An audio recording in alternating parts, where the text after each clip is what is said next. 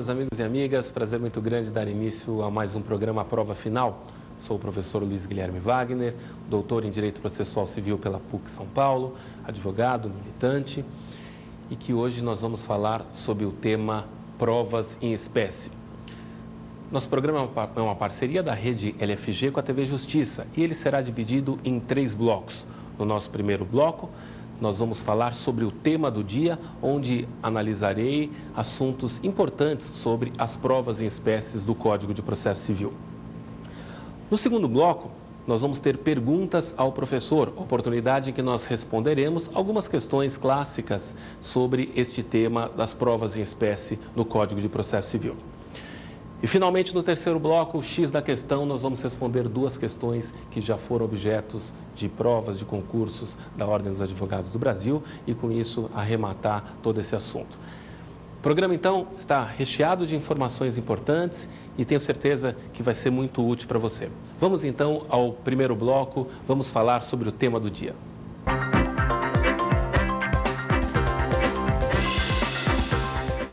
Provas em espécie. Esse é o tema que nós vamos conversar hoje. O Código de Processo Civil traz um capítulo específico destinado às provas que poderão ser produzidas em um processo. Você sabe, nós temos no artigo 333 a regra do ônus da prova no nosso processo civil. E o ônus da prova é assim dividido, basicamente, àquele que alega incumbe o ônus probatório.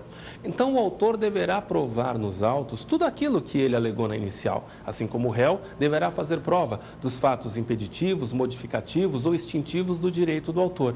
Então, em resumo, para você não esquecer, cada parte deve provar aquilo que alega. Muito bem. Você me perguntaria, mas provar como? De que instrumentos probatórios pode se servir um litigante? E o Código nos deixa bem claro que todo e qualquer meio de prova é admissível desde que moralmente legítimo. Todo e qualquer meio de prova. Então, o rol de provas que o Código de Processo Civil traz é um rol meramente exemplificativo. Ora, o que eu quero dizer com rol exemplificativo? Que nós podemos nos servir destes meios de prova que estão no Código de Processo Civil, mas também outros poderão nos auxiliar. Nós vamos, até por uma questão de tempo, nos ater hoje aos meios de prova que estão expressamente previstos no Código. São 6 meios de prova. Observando, porém, como eu já disse, que não são estes meios exclusivos, não são esses meios taxativos, porque o próprio artigo 332 deixa clara a ideia de que qualquer meio de prova pode ser admitido desde que moralmente legítimo. Vamos então analisar cada um destes 6 modelos de prova que o Código de Processo Civil traz. Muito bem, primeiro modelo de prova, depoimento pessoal. O Código começa falando do depoimento pessoal. O que é o depoimento pessoal? É aquele meio de prova em que uma parte requer em juízo o depoimento do seu adversário.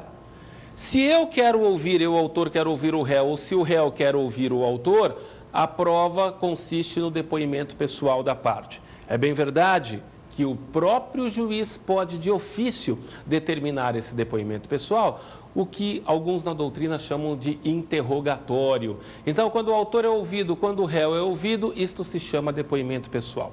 Você sabe qual é o grande objetivo do depoimento pessoal? O grande objetivo é extrair do depoente a chamada confissão. O que é a confissão? A confissão é a admissão em juízo da verdade de um fato contrário a seu interesse.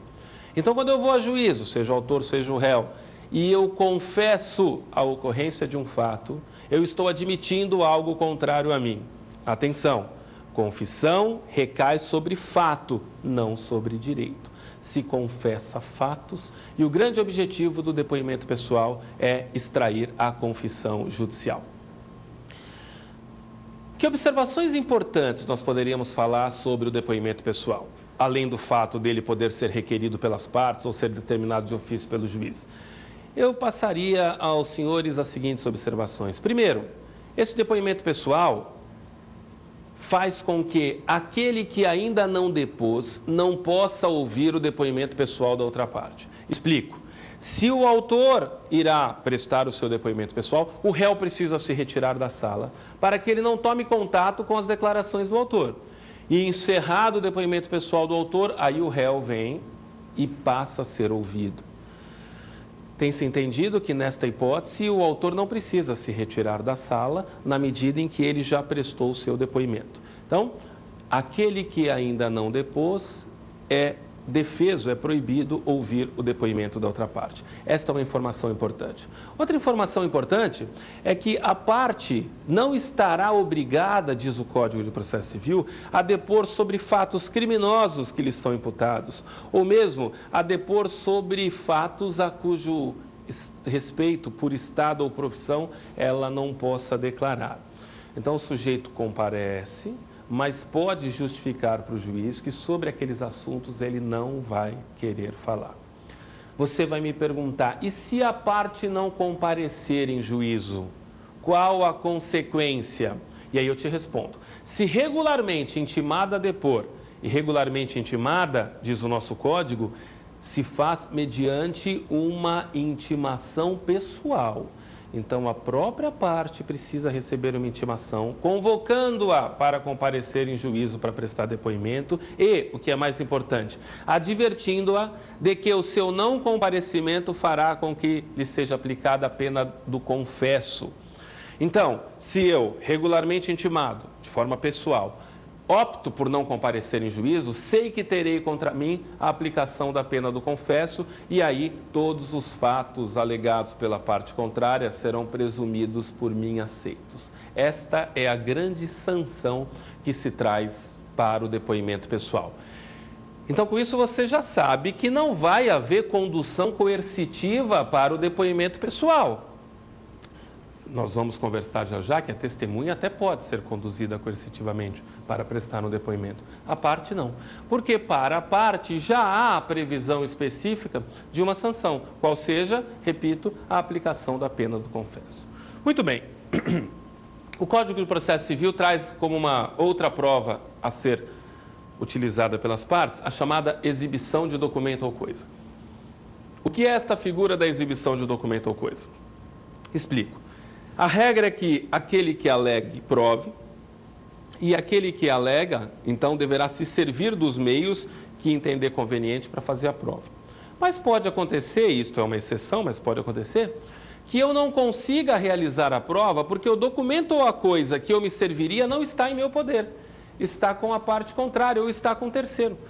Então, se eu preciso provar a assinatura e a realização de um contrato, só que eu não tenho a via do contrato, porque o contrato ficou com outra parte, ou porque o contrato ficou com o terceiro, eu vou precisar me servir deste meio de prova em que o juiz vai determinar que a parte contrária ou o terceiro exiba este documento ou coisa em juízo, justamente porque o documento ou a coisa não está comigo. E aí, então, nós temos regulamentado no Código como se faz este processamento de requerimento de exibição de documento ou coisa frente à parte contrária, frente ao adversário e frente a um terceiro. E há uma diferença substancial. Explico. Se for frente à parte contrária, eu faço esse requerimento nos próprios autos, talvez na inicial, talvez na contestação. E o que é mais importante, a parte contrária terá 5 dias para apresentar o documento ou a coisa que eu alego estar com ela. Sendo que, caso a parte contrária não apresente, terá como consequência a presunção de veracidade dos fatos alegados. Então, se eu estou dizendo que firmei um contrato onde há uma multa de 15%, só que eu não tenho esse contrato e peço para que o juiz determine que a parte contrária exiba esse contrato, e a parte contrária, em 5 dias, não exibe este contrato, a presunção de veracidade vai militar a meu favor, ou seja, será presumido que realmente existe a multa de 15%, tal qual eu aleguei, e o processo segue com esta situação. Então, se o adversário não se desincumbe desta missão, tem contra si a presunção de verdade do fato alegado. Muito bem. Se este requerimento de exibição de documento ou coisa é feito para terceiro, porque o documento não está nem com o autor nem com o réu, mas ficou com o terceiro. Quer ver um exemplo comum? Fizemos um contrato de locação na sede de uma imobiliária. E o contrato de locação não ficou nem com o locatário, nem com o locador. Ficou na imobiliária porque a imobiliária iria levar registro, iria reconhecer as autenticidades das assinaturas. E por alguma razão o documento acabou ficando na imobiliária. E quando há o processo, nem autor nem réu tem esse documento. Então, nesta hipótese, em que a exibição de documento ou coisa é manejada perante terceiro, nós teremos que nos servir de uma chamada ação incidental. Temos o processo principal e, incidentalmente, é apresentado um requerimento de exibição de documento ou prova contra terceiro. Esse terceiro, então, é citado, já que ele não era parte do processo, ele é citado, e tem 10 dias para apresentar, para trazer o documento ou a coisa em juízo. Você me perguntará, e se ele não trouxer, Luiz Guilherme, se ele deixar passar o prazo de 10 dias, é a mesma pena que se aplica quando a parte contrária permanece omissa? Presume-se verdadeiros os fatos? Resposta do legislador, não, nem seria justo. Nem seria justo aplicar-se aqui a mesma pena. Quando for o terceiro que não cumprir a ordem de apresentação do documento ou a coisa em juízo, 2 penalidades serão impostas. Primeiro, a determinação de busca e apreensão, para que oficiais de justiça, acompanhados de força policial, se necessário for, tentem buscar e apreender o documento ou a coisa que está em poder do terceiro. Sem prejuízo desta busca e apreensão, responderá esse terceiro por crime de desobediência, já que a ele fora dada uma ordem, qual seja, de apresentar o documento ou a coisa em juízo, mas não se desincumbiu, não cumpriu esta ordem, esta obrigação. Então, a penalidade imposta por terceiro é diferente da penalidade imposta para o adversário quando não há o cumprimento da obrigação de prestar em juízo a demonstração, a juntada daquele documento ou coisa que está em poder desse terceiro. Muito bem. 2 questões são fundamentais. Em alguns casos, meus amigos, a parte vai justificar em juízo que ela não pode apresentar esse documento, a parte ou o terceiro. E aí eu me refiro mais especificadamente ao artigo 363. O artigo 363 do Código de Processo Civil arrola as hipóteses em que terceiro ou adversário não estão obrigados a apresentar em juízo o documento ou a coisa. Em especial quando ele trouxer risco de ação penal, quando por dever de profissão o Estado também tiver que guardar sigilo. Então, tem algumas hipóteses que o terceiro ou a parte justificam, olha, eu não posso apresentar este documento. É o artigo 363. Agora, em sentido inverso, nós temos no artigo 358 hipóteses em que será obrigatória a apresentação do documento, em que não se admitirá a recusa.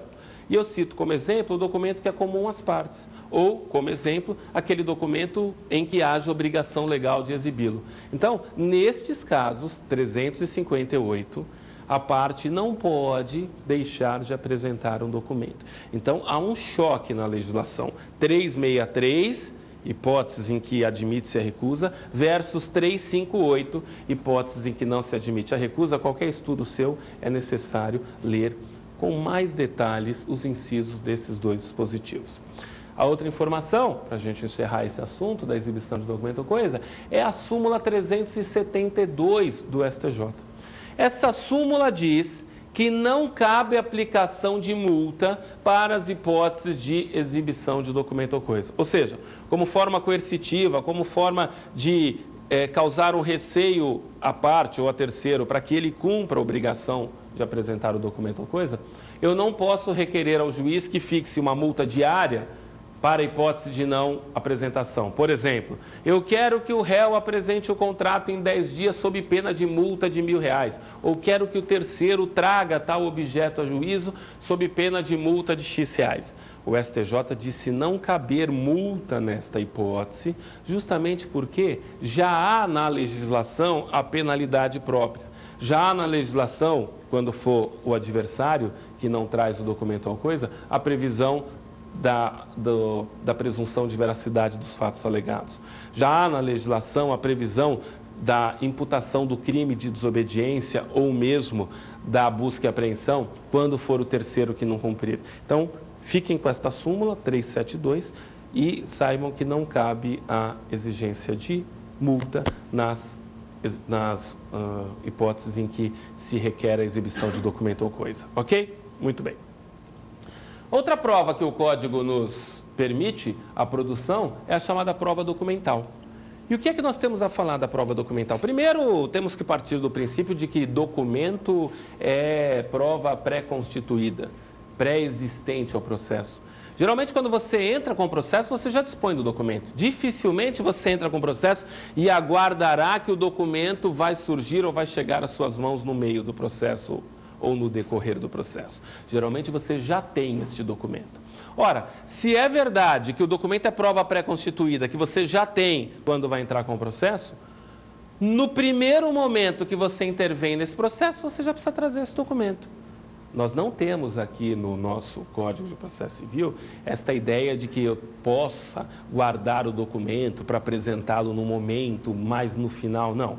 O documento tem que ser apresentado pelo autor já na inicial, que é o seu primeiro pisar no processo, e pelo réu já na contestação, sob pena de preclusão. Vejam, não apresentar o documento na primeira oportunidade, seja o autor, seja o réu, regra geral, traz a preclusão. Perda do momento para a realização do ato e, por conta disso, você não poderia mais apresentar este documento.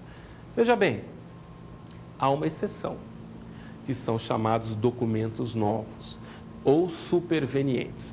Se eu conseguir demonstrar que eu não possuía o documento naquela época, ou que ele chegou ao meu conhecimento ou às minhas mãos só no decorrer do processo, vale dizer, não foi falha, esquecimento meu.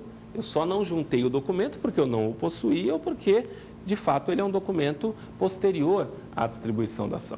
Nestas hipóteses, documentos novos ou supervenientes poderão ser juntados. Se não for esta hipótese de exceção, estamos diante de preclusão. Muito bem. Juntado um documento aos autos pelo princípio do contraditório, 5 dias para a manifestação da parte contrária. Todo documento juntado aos autos enseja 5 dias de apresentação para a parte contrária. Outra informação importantíssima que nós teríamos para trazer, e vamos falar mais no decorrer da aula, é que se por hipótese esse documento for falso, vai ser cabível a apresentação de um incidente que se chama incidente de falsidade documental, mas mais para frente a gente fala em detalhes deste incidente. Muito bem, quer ver uma das provas mais utilizadas pelas partes? É a prova testemunhal. Prova testemunhal, aquela em que a parte se serve de um terceiro estranho ao processo. Testemunha, por definição, é alguém estranho ao processo, que presenciou ou sabe de alguma informação que possa contribuir com o juiz para o descobrimento da verdade. Regra geral, toda e qualquer pessoa pode ser testemunha, salvo se ela for incapaz, impedida ou suspeita. E nesse particular, o código foi muito didático. Há um artigo, que é o artigo 405 do Código de Processo Civil, que nos traz parágrafos dizendo quem são os incapazes para fins de prestar depoimento enquanto testemunha, quem são os impedidos para fim de prestar depoimento e quem são os suspeitos. Então, o artigo 405 toma o cuidado de nos mostrar quem pode e quem não pode prestar depoimento. Eu observo que se, por hipótese, a testemunha for impedida, incapaz ou suspeita, no exato momento da sua qualificação, cabe ao adversário apresentar a chamada contradita. A contradita é a manifestação que faz com que se chame a atenção do juiz para uma testemunha impedida, suspeita ou incapaz, e com isto se pleiteia que essa testemunha não seja ouvida. Muito bem, questões interessantes sobre a prova testemunhal. Quer ver uma? Qual o número máximo de testemunhas que nós podemos ter no processo civil? O artigo 407 fala 10 testemunhas por parte, sendo por assunto, por fato, no máximo 3. Então, se eu quero comprovar que o réu estava em alta velocidade, eu posso levar 3 testemunhas para isto. E se eu quero também comprovar que ele estava embriagado, mais 3 testemunhas para comprovar a embriaguez. Se eu quero comprovar que o réu tem algum outro problema, mais 3 testemunhas por fato, no total do processo, 10 testemunhas. Quando é que eu apresento este rol de testemunhas? A relação de testemunhas, ela será apresentada, se for pelo rito sumário, já na inicial, pelo autor ou na contestação pelo réu. Se for pelo rito sumário. Agora, se for pelo rito ordinário, o juiz irá fixar o prazo para a apresentação deste rol de testemunha, observando, e isto é muito importante, que se o juiz silenciar quanto a este prazo para a apresentação do rol, a própria lei prevê que este rol tem que ser apresentado no mínimo 10 dias antes da audiência. Então, o prazo é fixado pelo juiz. No silêncio do juiz, 10 dias antes da audiência. Muito bem.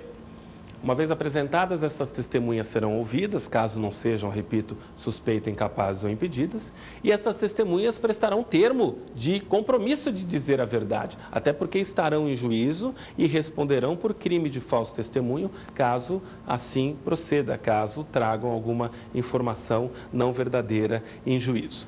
Outra coisa importante é que o artigo 401 diz que se nós estivermos diante de um contrato cujo valor exceda 10 vezes o valor do salário mínimo, não se admitirá a prova exclusivamente testemunhal.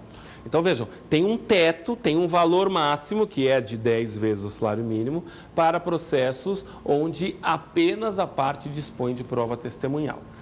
É óbvio, se ela dispuser de outras provas, ela vai poder se servir de todas essas provas. Mas, se for prova exclusivamente testemunhal, só para processos abaixo de 10 salários mínimos. Muito bem.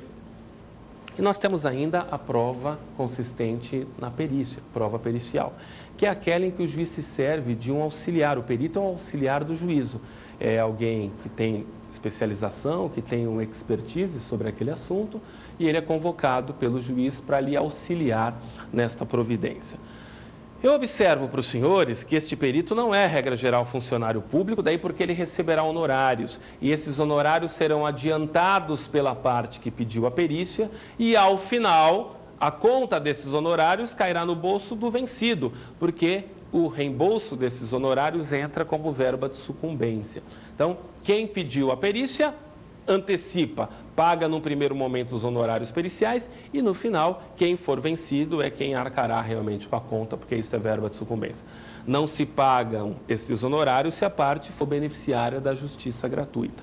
Observo que se o juiz de ofício requerer a perícia, isto pode acontecer, será o autor quem deverá adiantar os honorários periciais. Muito bem, nomeado o perito, que é o auxiliar escolhido pelo juiz, então logo se dê esta nomeação, as partes terão o prazo de 5 dias para indicarem seus assistentes técnicos e também formularem quesitos. 5 dias da nomeação do perito.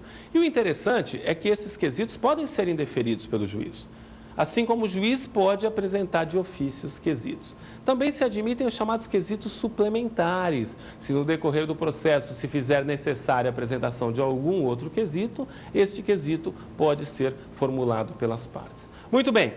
Nomeado o perito, indicados os assistentes técnicos, há que se designar a data da perícia. Nesta perícia, poderão e deverão os assistentes técnicos acompanharem o perito, que apresentará um laudo. Este laudo, uma vez juntado ao processo, abre o prazo de 10 dias, e aqui é prazo comum, prazo de 10 dias para que as partes ofereçam seus pareceres, concordando ou divergindo do laudo oficial do perito. E uma informação fundamental sobre perícia. O juiz não está vinculado ao laudo pericial. Por mais que nós saibamos da importância de um laudo, por mais que nós saibamos e reconheçamos que um perito, porque tem especialização sobre aquele assunto, traz uma informação privilegiada pelo juiz, o artigo 436 do CPC é muito objetivo ao dizer que o juiz não está adstrito à prova pericial. O juiz não está preso, o juiz não está vinculado. Pode, então, o juiz julgar contra a prova pericial se ele encontrar elementos suficientes para isso. Nós temos ainda no Código a previsão da chamada perícia complexa. A perícia complexa é aquela que envolve várias áreas de conhecimento. Para a perícia complexa, autoriza o artigo 431B que sejam nomeados vários peritos, cada um dentro da sua especialidade. E a partir daí, vários peritos, nós teríamos vários assistentes técnicos, ok? Muito bem. Eu chego à sexta e última prova prevista no Código, que é a chamada inspeção judicial, que é aquela prova, talvez a menos usada de todas essas, em que o juiz vai pessoalmente até o local e inspecionar pessoas ou coisas. Então, o juiz se desloca do seu gabinete e vai até o local inspecionar pessoas e coisas e, ao final, lavra o que se chama o auto circunstanciado, que é um documento que resume tudo aquilo que ele presenciou, até porque isso precisa ficar no processo. Isto vai ser documentado para que amanhã, quando esse processo estiver no tribunal ou em alguma outra instância, as pessoas possam ter ideia daquilo que o juiz presenciou. Muito bem. Estas são as 6 provas que o Código de Processo Civil traz. Não são taxativas, mas o Código as exemplifica, trazendo seus comentários. Nesse primeiro bloco, o nosso objetivo era apresentar, ainda que genericamente, estas 6 provas. Nós vamos, no próximo bloco, responder questões envolvendo estas provas, ok? Vamos para o segundo bloco.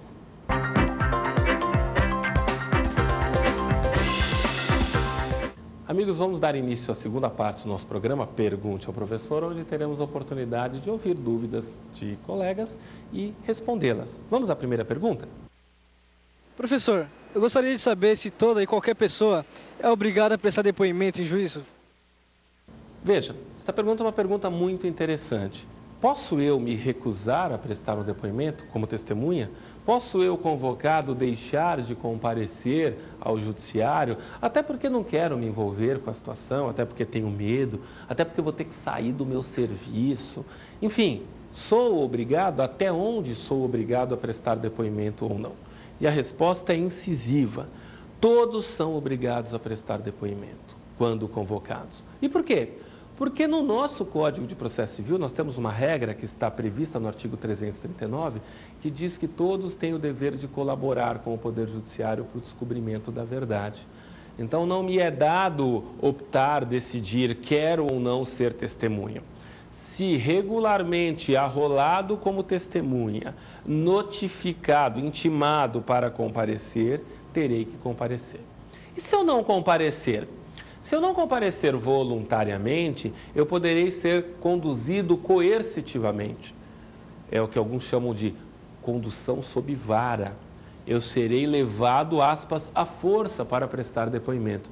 Até mesmo prevê a lei, numa situação última, da força policial me conduzindo para prestar esse depoimento. É bem verdade que, uma vez comparecendo, e é isto que nós temos que ter claro, comparecer é obrigação, comparecer, dizer a verdade. Mas eu posso, porque também a lei me assegura, deixar de me manifestar sobre alguns assuntos. Esta diferença que todos precisam ter claro. Uma coisa é perguntar se eu sou obrigado a não ir, a comparecer. E aí eu te respondo categoricamente, é obrigado a ir a comparecer. Uma outra coisa é, em comparecendo, eu sou obrigado a falar sobre tudo? Aí não. Você comparece até para justificar para o juiz que sobre aquele assunto, e no tocante à testemunha eu cito o artigo 406, há situações que a testemunha não é obrigada a depor. Ela não é obrigada a depor sobre fatos que acarretem grave danos a ela, ou, vejam como a lei aumenta, grave dano ao seu cônjuge, aos seus parentes consanguíneos ou afins, e a reta colateral até 2º grau.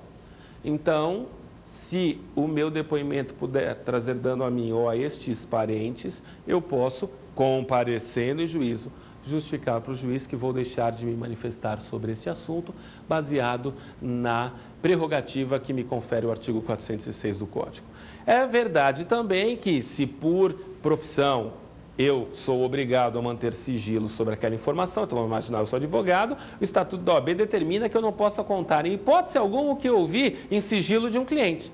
E se por hipótese eu for convocado para ser testemunha, terei que ir. E perante o juiz esclareço, na condição de advogado que fui da parte ou que sou, não posso prestar depoimentos ou não posso esclarecer, responder esse tipo de situação, porque esse tipo de situação é algo que a confidencialidade é exigida, é garantida por lei. Então, em resposta, todos são obrigados a comparecer, todos são obrigados a colaborar com o Poder Judiciário, todos têm que ir quando intimados para prestar depoimento, senão irão coercitivamente. Porém, sobre alguns assuntos, não serão obrigados a falar. Isto quando eu falo da prova testemunhal. Agora, quanto ao depoimento pessoal, eu, parte, fui intimado de que o réu quer me ouvir, ou eu, réu, fui intimado de que o autor quer me ouvir. Sou obrigado a ir? Aí a lei traz uma outra situação. Como você já é parte no processo, se você não quiser vir, problema seu, porque há uma pena para a hipótese de você não vir.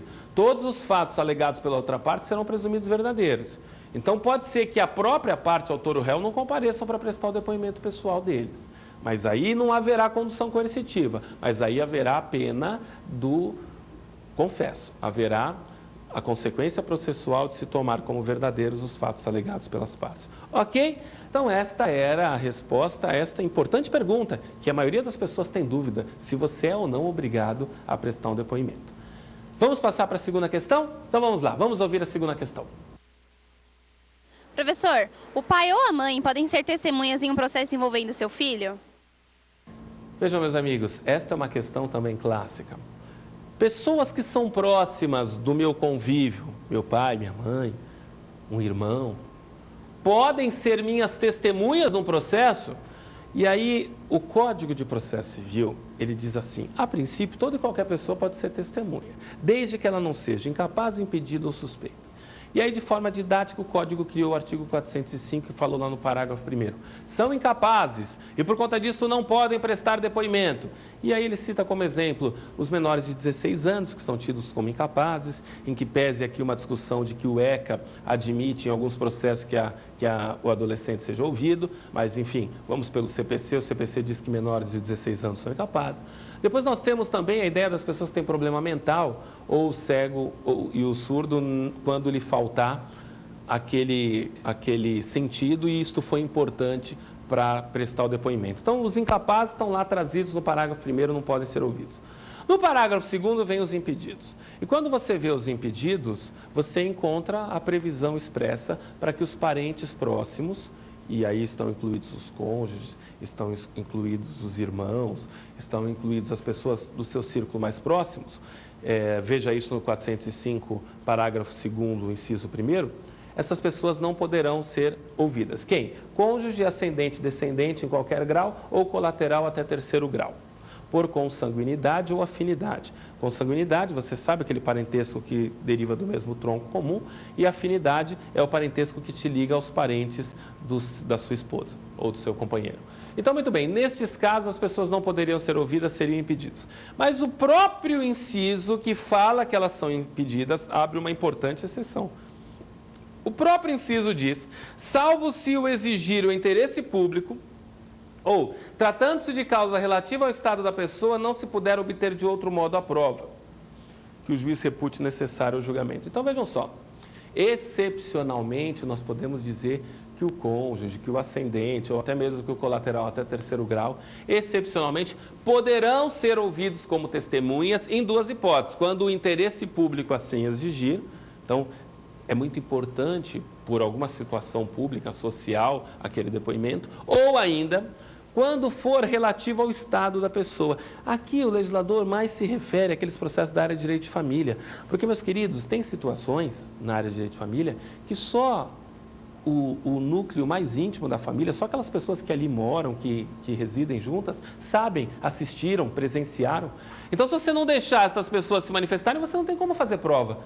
Porque isso não saiu daquelas 4 paredes, não saiu daquela residência. Então, neste caso, a sensibilidade do juiz vai ser importante para dizer, olha, excepcionalmente eu vou ouvir o pai, excepcionalmente eu vou ouvir a mãe, eu vou ouvir o irmão, eu vou ouvir quem seria impedido, mas nesse caso é a única forma de eu chegar a esta conclusão. Eu observo que nós temos no parágrafo 4º do artigo 405, a previsão para que o juiz escute quem é impedido ou suspeito enquanto informante. O que seria ouvir estas pessoas enquanto informante? Tem duas diferenças, ouvir alguém como informante, se comparado com ouvir alguém como testemunha. Quais são as duas diferenças? A primeira diferença é que o informante não presta o compromisso de dizer a verdade, daí porque ele não incide em crime de falso testemunho. Porque já se sabe que ele, de alguma forma, tem um desvio, que ele não é tão imparcial. Então, não tem como imputar a ele o crime de falso testemunho. Então, o informante não presta compromisso de dizer a verdade, não incide em crime de falso testemunho. Segundo, a declaração do informante, o juiz irá aquilatar qual será o valor no caso concreto. O juiz vai valorar a prova obtida com a declaração do informante, não necessariamente com a mesma força de uma prova obtida com a declaração de uma testemunha. Então, o juiz vai verificar qual a força desse depoimento. Então, poderíamos imaginar pai e mãe e parentes colaterais até 3º grau, talvez sendo ouvidos também como informante. Mas o 405, parágrafo 2º, inciso 1º, prevê aquelas duas exceções que eu já falei para vocês, onde pai e mãe poderão ser ouvidos. Tudo bem? Vamos para a terceira questão? Professor, o perito nomeado pelo juiz, assim como o assistente técnico, podem ser amigos íntimos de alguma das partes do processo? Muito bem. Esta terceira questão é muito interessante e ela diz respeito à seguinte dúvida. Eu posso chamar um assistente técnico de minha confiança e que é parente meu, que é amigo meu? E o juiz pode nomear um perito que acabe sendo amigo de alguma das partes ou tenha uma ligação com alguma das partes? Vamos pensar assim, ó. O juiz precisa ser totalmente imparcial. O Código de Processo Civil tem como base a imparcialidade do juiz. Inclusive, o Código de Processo Civil traz nos artigos 134 e 135, respectivamente, as ideias de impedimento e suspeição do juiz. O juiz não pode incidir em nenhuma daqueles casos do 134 e nenhum daqueles casos do 135, senão ele é impedido ou suspeito e aí ele tem que ser retirado do processo. E o perito? Para o perito, vejam que interessante, isso está no artigo 138, inciso 3, 138, inciso 3, para o perito incidem as mesmas hipóteses de suspeição e impedimento que incidem para o juiz. Então, o perito, igualmente ao juiz, não pode ser amigo da parte, não pode ser credor, não pode ser inimigo, não pode ser parente, nem da parte, nem do advogado, porque o perito exerce aí um trabalho de extrema confiança, o laudo dele vai poder, eventualmente, estar fundamentando a sentença do juiz. Então, se o juiz tem que ser totalmente imparcial, mesma regra se aplica ao perito, deve ser este totalmente imparcial. E se por hipótese um perito suspeito ou impedido for nomeado pelo juiz? Às vezes nem o juiz sabe do grau de parentesco ou de amizade daquele perito e acabam o nomeando. Compete então a outra parte arguir este impedimento, esta suspeição, e aí o perito vai ter que ser substituído. Agora, esta regra de impossibilidade de impedimento e suspeição só se aplica para o perito. Não se aplica para o assistente técnico. Meus amigos, o artigo 422 é muito claro ao dizer que o assistente técnico para o assistente técnico não incidem as hipóteses de suspeição e impedimento. Ora, e é lógico, né? O assistente técnico declaradamente é alguém que vai defender interesses das partes. Vai tentar conduzir as partes ao convencimento do juiz. Vai ser meu auxiliar nisto, vai ler o laudo pericial com olhos críticos, pensando na tese que eu defenda. Então, posso indicar como assistente técnico meu irmão, meu pai, meu amigo, quem quer que seja. É melhor para mim que seja alguém gabaritado e que tenha condições de muito bem rebater o laudo pericial do perito do juiz, principalmente naqueles pontos que me são contrários. Mas não há perigo de eu sofrer amanhã uma ordem de ter que trocar o meu assistente técnico, deste assistente ser afastado por conta de uma proximidade comigo. Então, impedimento e suspeição só se aplica para perito, não se aplica para assistente técnico. Muito bem? Vamos para a quarta questão. Professor, eu gostaria de saber como que a parte deve fazer para combater um documento materialmente falso juntado pela parte contrária em um processo. Meus amigos, esta é uma resposta interessante, uma pergunta interessante que exige uma resposta bastante objetiva. Nós temos no nosso código, por opção legislativa, um incidente próprio para combater documentos falsos no processo. Então, se eu estou litigando e meu adversário junta um documento materialmente falso, e o que é um documento materialmente falso? É um documento onde há uma assinatura que não seja verdadeira, falsificada, há uma adulteração, há uma montagem, enfim. Este documento é adulterado e ele vem aos autos. Devo eu não simplesmente peticionar e falar, olha, esse documento é falso e trazer esta informação no bojo de várias outras alegações. Não é isto. Devo eu suscitar o chamado incidente de falsidade documental. Terei 10 dias para apresentar uma petição, requerendo que o juiz suspenda o processo e que as nossas análises, o nosso foco se direcione apenas para a observância de ser ou não esse documento falso. Então, há que se instaurar o chamado incidente de falsidade documental. Uma vez instaurada, nós vamos ter contraditório, provavelmente perícia grafotécnica ou alguma outra perícia para verificar se o documento foi alterado ou não.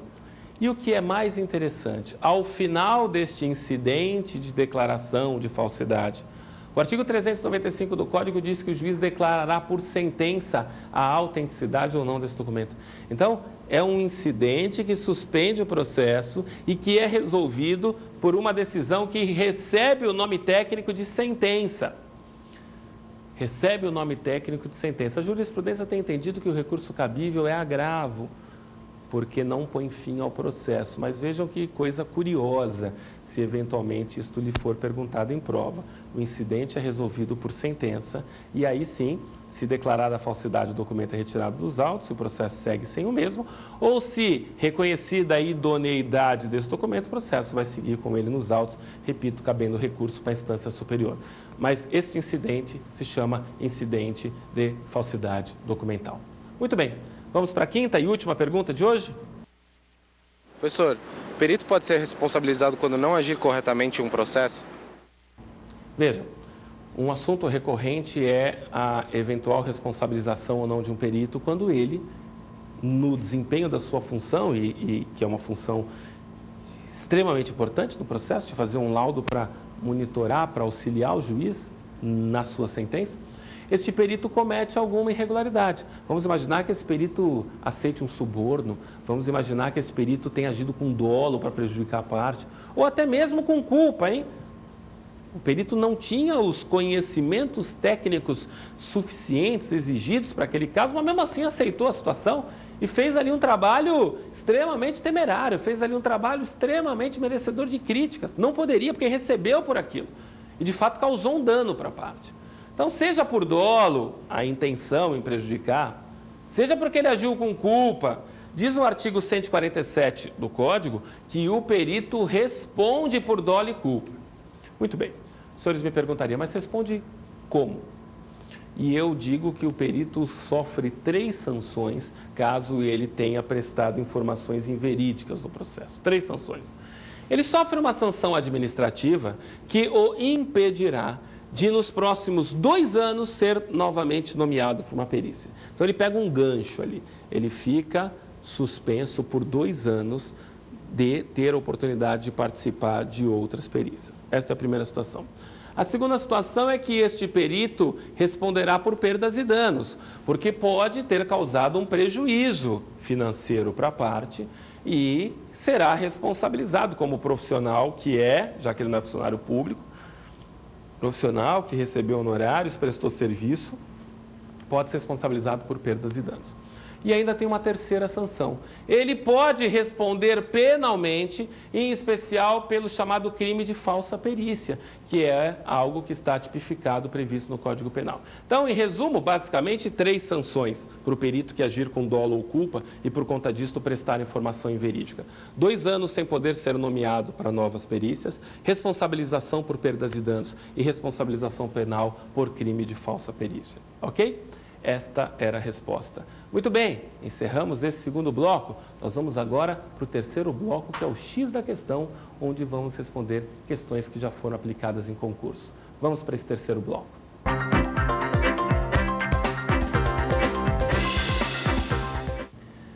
Bom, amigos, vamos para o terceiro bloco, X da questão, onde responderemos 2 questões que já caíram na prova do OAB.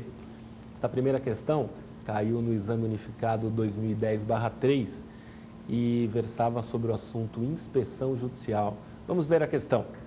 A inspeção judicial está prevista no Código de Processo Civil como uma das modalidades de produção de provas no processo de conhecimento. A respeito de tal medida, assinale a alternativa correta. Alternativa A. A inspeção judicial poderá ser realizada em qualquer fase do processo a fim de esclarecer fato que interesse a decisão da causa, mas o juiz somente poderá agir a requerimento da parte? Alternativa B. A inspeção judicial de coisa será realizada quando não puder ser apresentada em juízo sem consideráveis despesas ou graves dificuldades, não se admitindo, portanto, a inspeção de pessoas. Alternativa C. O juiz poderá ser assistido de um ou de mais peritos quando realizar a inspeção direta, assim como as partes podem assistir ao ato, prestar esclarecimentos e fazer observações que reputem de interesse para a causa. Alternativa D. O auto circunstanciado que será lavrado tão logo seja concluída a inspeção judicial terá valor de prova e, por isso, a inspeção somente poderá ser realizada na fase probatória do processo cognitivo. E, por fim, a alternativa... Não, era até a alternativa D, isto mesmo, as 4 alternativas da OAB. Vamos lá. Qual que era a resposta correta neste caso, meus queridos? Nós falamos da inspeção judicial, que é aquela prova em que o juiz vai pessoalmente, ele deixa seu gabinete e ele vai ao encontro da parte ou ao encontro de alguém para inspecionar uma pessoa ou inspecionar um objeto. E nestes casos, o juiz assim o faz por vontade própria, então esta prova pode ser determinada de ofício, ou o juiz assim o faz em atendimento a um requerimento da parte. Muito bem. O próprio Código de Processo Civil diz que o juiz, se assim resolver fazer, ou seja, ir inspecionar, ele pode se servir de peritos. Vamos imaginar que o juiz vai olhar um imóvel onde há um risco de desabamento e por conta disso estão pedindo uma liminar para que pare uma construção ou para que se faça algo. E o juiz tem dúvida, será que vai desabar mesmo? Será que o que a parte está alegando é verdade?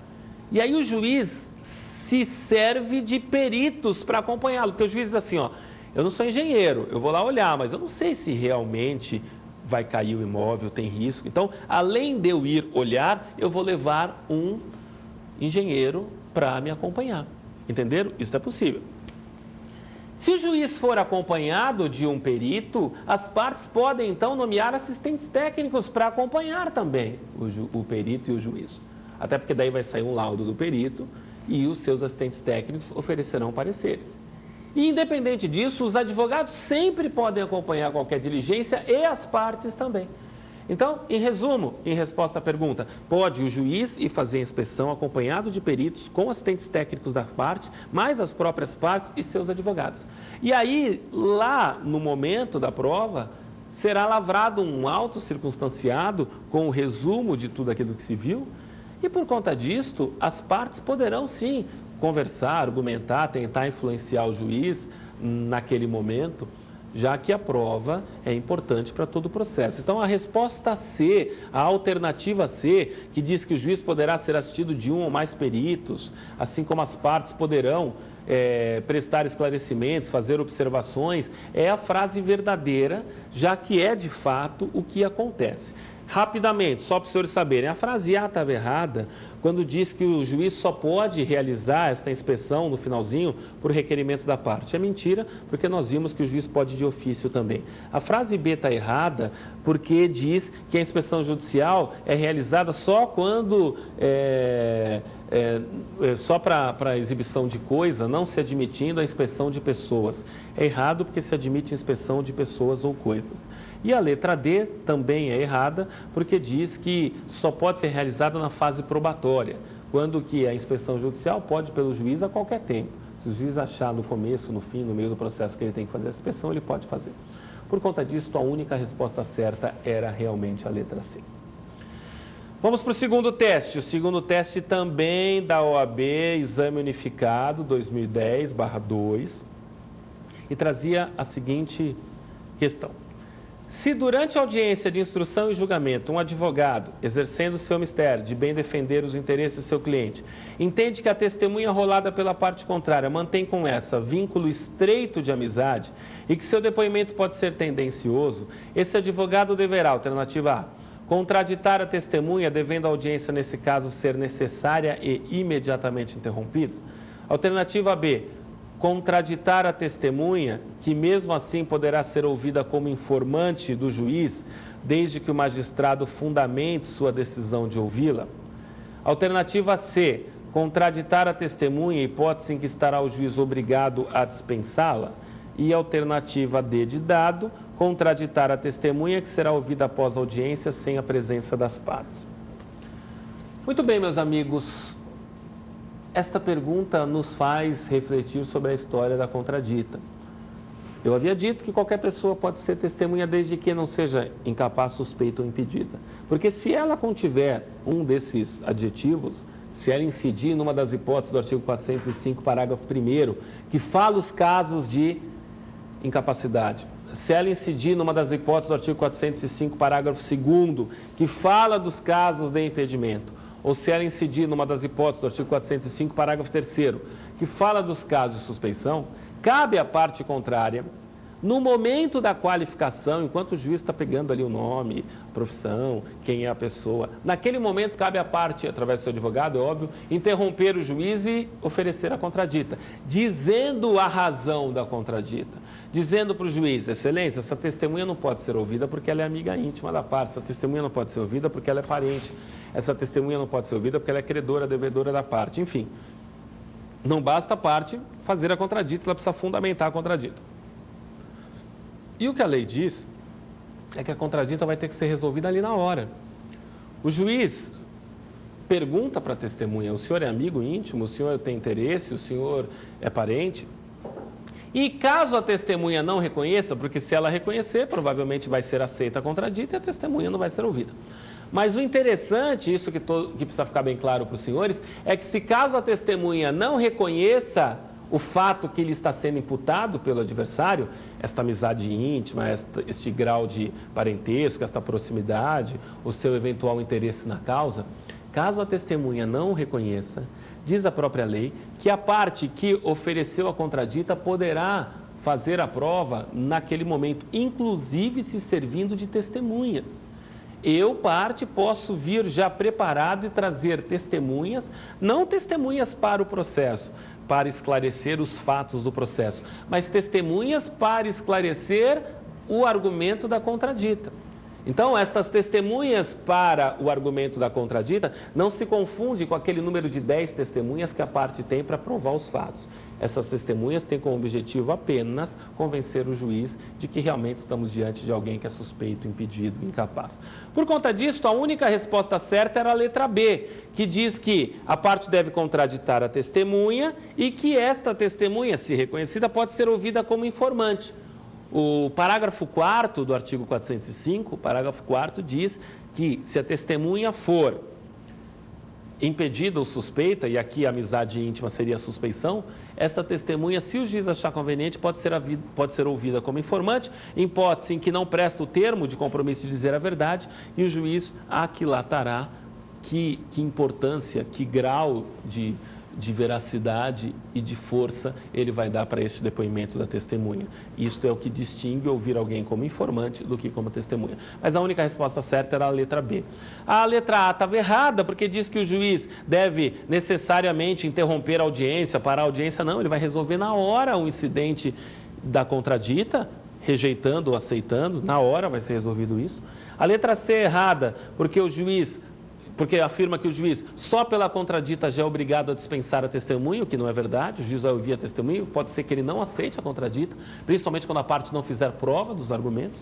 E a letra D, igualmente, é errada, quando diz que, oferecida a contradita, para-se a audiência e, no outro momento, sem a presença das partes, depois a testemunha será ouvida. Não é verdade, porque, como eu disse, tudo isso será resolvido naquele mesmo momento.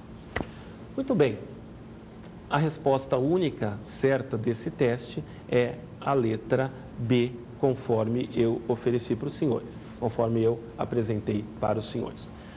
Com isto, meus amigos, nós encerramos a aula de hoje. Espero que você tenha gostado, que as questões apresentadas lhe sejam úteis sobre prova em espécie, que você tenha sido esclarecido do assunto. Você pode mandar um e-mail para o provafinal@esapar.com com sugestões, com informações, e eu espero te rever em breve, se Deus quiser, e Ele há de querer. Até a próxima.